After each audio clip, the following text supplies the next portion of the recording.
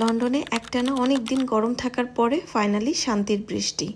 এই ভিডিওটা বেশ কিছুদিন আগের করা, ঠিক এক সপ্তাহ আগের এই শুক্রবারের আগের শুক্রবারে এই ভিডিওটা করেছিলাম। আসসালামু আলাইকুম everyone, welcome back to my channel. আজকে আবারও একটা নতুন ভিডিও নিয়ে হাজির হয়ে গেলাম। ভিডিওটা যখন করেছিলাম তখন সব কিছুই স্বাভাবিক ছিল, বাট এর মাঝখানে আমাদের বাংলাদেশে যে ঘটনাটা ঘটে গেল সেটা একবারই মেনে নেওয়ার মতো না। একটা সন্তান বড় করে তুলতে প্রত্যেকটা বাবা মার ঠিক কতটা কষ্ট করতে হয় এবং একটা সন্তান প্রত্যেকটা বাবা মার কাছে ঠিক কতটা আপন সেটা আসলে আলাদা করে বলার কিছু নেই। আজকে আমি যে ফুলগুলো এখানে পরিষ্কার করে রাখছি, এই ফুলগুলো আমার বড় ছেলে আগের দিন রাতে আইসক্রিম কিনতে গিয়ে তেস্কো থেকে আমার জন্য নিয়ে এসেছে।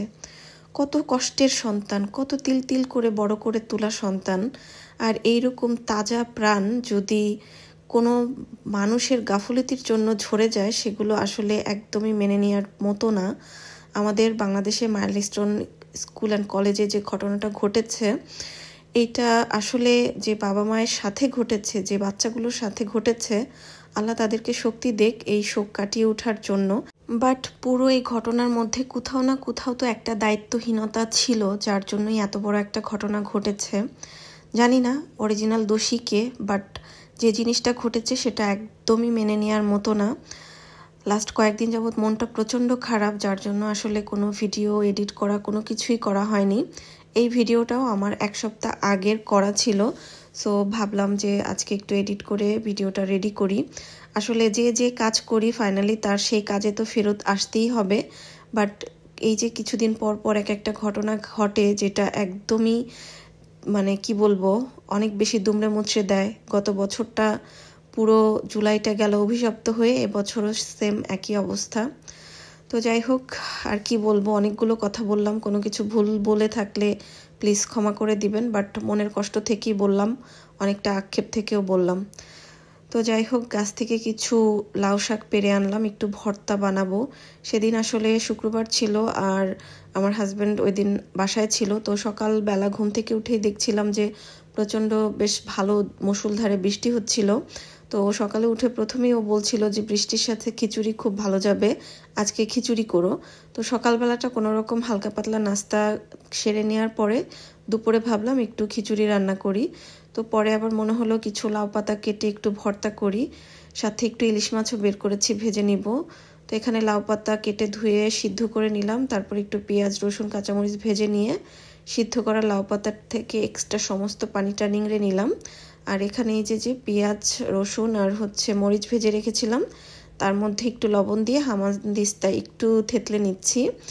আপনারা পাটায়ও বেটে নিতে পারেন, ব্লেন্ডারেও করতে পারেন। আমার যেহেতু খুবই অল্প একটু ভর্তা, তো আমি আসলে আর কোনো কিছুর মধ্যে করিনি, একটু হামানদিস্তাই করে নিলাম।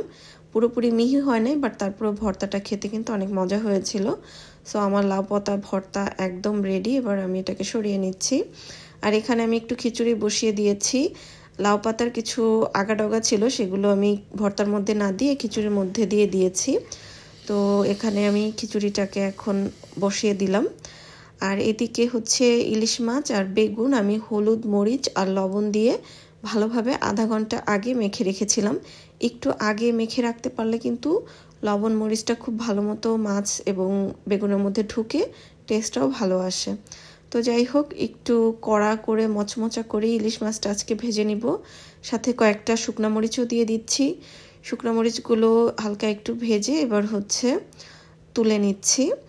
তো আমাদের মাছ ভাজাও ডান। আর মাছ ভেজে নেওয়ার পরে ওই তেলের মধ্যে আমি বেগুনগুলো ভাজতে দিয়ে দিলাম। সো বেগুনগুলো ভাজা হতে থাক, এইদিকে আমি প্লেটটা রেডি করতে থাকি।